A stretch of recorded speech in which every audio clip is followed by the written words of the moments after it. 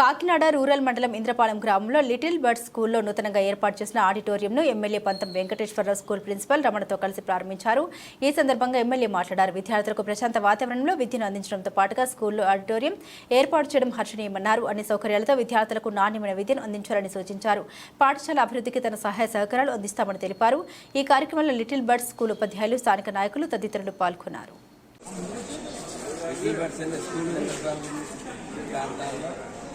గత 2-3 శతాబ్దాలుగా నడుపుతున్న గుర్తు గారు ఇంకా యజమాని కింద ఉన్నారు. ఇది మధ్యతరగతి దిగువ మధ్యతరగతికి అందరికీ కూడా కలిసి వచ్చి స్కూలు.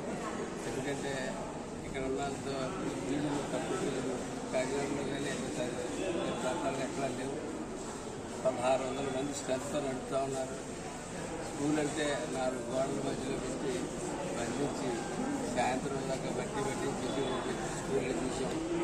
నాకు 1వ ర్యాంక్ వచ్చింది, నాకు 2వ ర్యాంక్ వచ్చింది, నాకు 3వ ర్యాంక్ వచ్చిందని చెప్పి టీవీలో అందరూ రిలీజ్ చేసేలాగా ఇప్పుడు మిగిలిన 97 మంది పెడుతుంది. మిగిలిన 97 మందికి 50% కూడా పాస్ మార్కులు స్టడీ అయితే చాలా బాగుంది సార్. అందుకని అందరం కోరుకునేది ఇటువంటి స్కూల్ మేము కోరుకుంటా ఉన్నాం. నిజంగా నేను నిన్న ఉన్న ఒలింపిక్స్ స్టేడియంలో పిలిచి 36లో ఒలింపిక్స్కి వెళ్తే ఇండియా నుంచి ఎన్నో గంట సాధించుకుని స్థాయికి మనుషులు తయారు చేయాలని చెప్పి 36కి ఇప్పటి నుంచి ప్లాన్ చేస్తూ ఉన్నారు. ఎందుకంటే అంత దౌర్భాగ్య స్థితి ఎందుకు వచ్చిందంటే మన కళాశాలలో ఎక్కడ ఆడిటోరియంలో అలా ప్లే గ్రౌండ్ లేదు, ఎక్కడ ఒక ఆట లేదు, డ్రిల్ పీరియడ్ లేదు, వ్యాయామం లేదు. ఇవన్నీ కూడా ఇవాళ మీరు చెప్తా ఉన్నారు. ఇదంతా గ్రీన్ రాసి వచ్చేస్తుంది.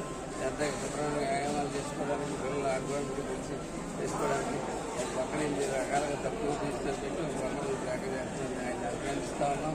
ఖచ్చితంగా ఇటువంటి దానికి పబ్లిక్ అలాగే గవర్నమెంట్ కూడా ఇటువంటి వ్యక్తులు సపోర్ట్ చేయాలని చెప్పి నేను బలంగా కోరుకుంటా ఉన్నాను.